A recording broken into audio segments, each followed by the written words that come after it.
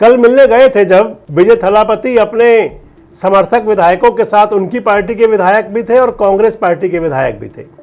अभी तक थलापति जो है 112 विधायकों की समर्थन की चिट्ठी लेकर के गए थे। डीएमके के जो नेता हैं, पूर्व मुख्यमंत्री हो चुके, रिजाइन दे चुके हैं, स्टालिन साहब।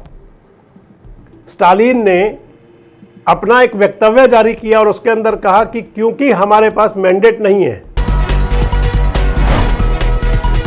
दोस्तों नमस्कार, मैं संजय मग्गू और मौजूद हैं देश रोजाना के डिजिटल मीडिया मंच पर। आपसे बात करने चला हूं एक बार फिर से अभी हाल ही में आए 5 राज्यों के चुनाव परिणाम और उसके बाद ताजा वर्तमान परिस्थितियों पर। 5 राज्यों के अंदर चुनाव हुए थे। पश्चिम बंगाल की सबसे ज्यादा चर्चा है और जितनी चर्चा चुनाव में भाजपा की जीत की है, उससे ज्यादा चर्चा पश्चिम बंगाल में अब चुनाव के बाद की हिंसा को लेकर के है। रक्त रंजित हो रहा है जैसे पश्चिम बंगाल। अगले वीडियो में बात करूंगा कभी आपसे। अगली चर्चा असम की है। असम में सरकार बननी है और वहां पर सरकार गठन के लिए जल्दी ही गतिविधियां शुरू हो जाएंगी। पहला ध्यान बीजेपी का पश्चिम बंगाल पर ही है। पुडुचेरी के अंदर जो है सरकार, वो क्षेत्रीय पार्टी की है, एनडीए गठबंधन का हिस्सा है, वो अपना आराम से कर लेंगे। केरलम के अंदर कांग्रेस पार्टी ने लगभग तय कर लिया है, संभवतः रमेश चेन्नीथल्ला वहां पर मुख्यमंत्री हो सकते हैं। बात तमिलनाडु की है। तमिलनाडु को लेकर के राजनीति बड़ी फुल है। तमिलनाडु के अंदर जो सबसे बड़ी पार्टी बनी, विजय थलापति की पार्टी, टीवी के पार्टी, उनकी जो है 108 विधायक मिले 234 में से। माना जा रहा है इनको 107, क्योंकि विजय थलापति खुद 2 विधानसभा सीटों से जीते हैं। 233 माना जाएगा आंकड़ा, क्योंकि एक सीट वो खाली मानी जा रही है। हालांकि बनता 117 है, लेकिन सोशल मीडिया पर जो चल रही हैं बातें या मीडिया संस्थानों में जो बताया जा रहा है, वो 118 का आंकड़ा ही बहुमत का है। अकेले विजय थलापति के पास अगर उनकी एक सीट गिनी जाएगी तो 107 विधायक है। 118 विधायक चाहिए सरकार बनाने के लिए। बात तो 17 पे भी बन सकती है, लेकिन 118 का आंकड़ा कहा जा रहा है। राज्यपाल से 2 बार मिल चुके हैं, लेकिन राज्यपाल कह रहे हैं कि पहले उनके पास पूरी लिस्ट लेकर के आइए। और इसको लेकर के अगर मैं कह दूं कि एक संवैधानिक संकट जरूर खड़ा हो सकता है। दरअसल हुआ हमेशा ये करता है कि सबसे पहले राज्यपाल या राष्ट्रपति, जब चुनाव लोकसभा का हो तो फिर राष्ट्रपति, प्रधानमंत्री का चयन होना होता है, और जब चुनाव विधानसभा का हो तो फिर राज्यपाल मुख्यमंत्री के चयन के लिए। हमेशा ये देखते हैं कि अगर किसी पार्टी को या किसी गठबंधन को स्पष्ट बहुमत नहीं मिलता तो उस कंडीशन में सबसे जो सिंगल लार्जेस्ट पार्टी हुआ करती है, बिना किसी नानुकुर के, बिना किसी बात के उनको बुलाया जाता है और समय दिया जाता है। कल मिलने गए थे जब विजय थलापति अपने समर्थक विधायकों के साथ, उनकी पार्टी के विधायक भी थे और कांग्रेस पार्टी के विधायक भी थे। अभी तक थलापति जो है 112 विधायकों की समर्थन की चिट्ठी लेकर के गए थे। राज्यपाल ने कल उनको समय दे दिया था, आज शपथ ग्रहण हो जानी चाहिए थी, लेकिन उसके बाद संभवतः घंटी बजी होंगी कोई, और वो घंटी बजने के बाद राज्यपाल जी ने टाल दिया था इस शपथ ग्रहण समारोह को। हालांकि अभी न्योता विधिवत गया भी नहीं था, और साथ ही कह दिया कि 118 एमएलए की चिट्ठी लेकर के आइए। और यहां शुरू हो गया एक अलग खेल। वो खेल शुरू हुआ डीएमके और एआईडीएमके। हालांकि डीएमके के जो नेता हैं, पूर्व मुख्यमंत्री हो चुके, रिजाइन दे चुके हैं, स्टालिन साहब।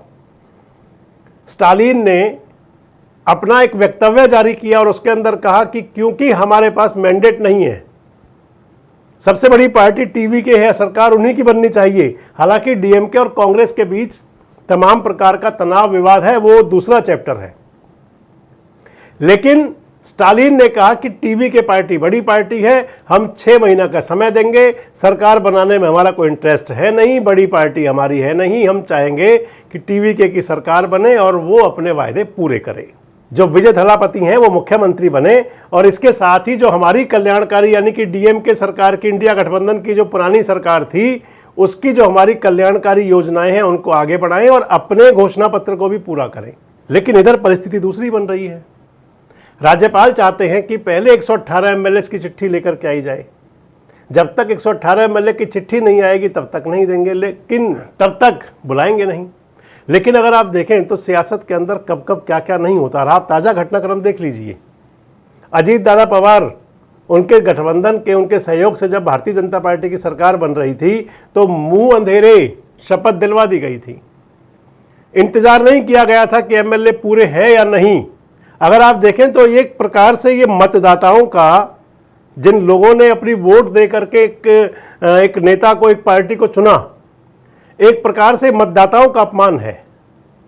एक प्रकार से ये लोकतंत्र का अपमान है कि जिसके अंदर सिंगल सबसे बड़ी पार्टी जो बन करके आती है, आप उसके नेता को बजाय आमंत्रित करने के आप तमाम प्रकार के किंतु परंतु लगाते हैं। फिर एक मौका छोड़ते हैं हॉर्स ट्रेडिंग का, यानी कि खूब जमकर खरीद फरोख्त हो जाए। अगर डीएमके और एआईडीएमके में कहीं गठबंधन की बात, अलायंस की बात चल रही है, तो आखिर ये कैसा अलायंस होगा जो एक दूसरे के सामने खड़ा हुआ था, जिनकी कोई विचारधारा नहीं मिलती। तमिलनाडु के अंदर जो विधानसभा में परिस्थिति है, वो टीवीके के पास में 108 विधायक हैं। इसके बाद में अगर दूसरी पार्टी दोनों मिल जाए, डीएमके और एआईडीएमके इकट्ठे गठबंधन कर भी लें, उस स्थिति में भी वो 108 पर नहीं पहुंचते, वो 106 रह जाते हैं। इस लिहाज से भी दोनों मिलकर के भी छोटी पार्टी बनती हैं। अगर गठबंधन के साथ में उनके पत्र की बात है, तो अभी मैं जो बता रहा था आपको, हॉर्स ट्रेडिंग के लिए अगर छोड़ दिया जाए तो फिर तो बात बन सकती है। लेकिन ये स्थिति जो है वो लेकर के कहां जाएगी? आज तक ऐसा बहुत कम मौका हुआ कि जब एक बड़ी पार्टी को इस प्रकार से नज़रअंदाज किया जाए, और वो भी ऐसी पार्टी को जो स्टारडम से निकल करके, यानी कि फिल्मी दुनिया से निकल करके और राजनीति की दुनिया में आकर के और मात्र 2 साल में अपना एक मुकाम बना लिया हो। और वो मुकाम भी इस प्रकार का कि बड़े बड़े दिग्गज नेताओं को एक प्रकार से आप कहें एक झटके में एक किनारे कर दिया गया। और अगर ऐसे में आमंत्रित नहीं किया जाता, हालांकि अब चर्चाएं हैं कि टीवीके यानी कि विजय थलापति की पार्टी सुप्रीम कोर्ट में भी जा सकती है।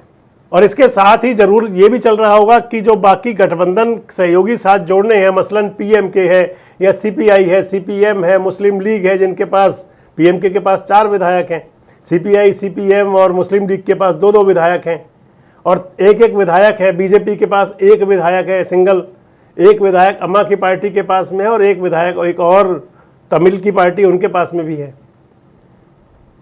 आखिर क्या इंतजार हो रहा है? क्या राज्यपाल किसी इशारे पर काम कर रहे हैं, और या फिर उनकी कॉन्शियस ही ऐसा कुछ अलाउ कर रही है? कौन सी सियासत है ये?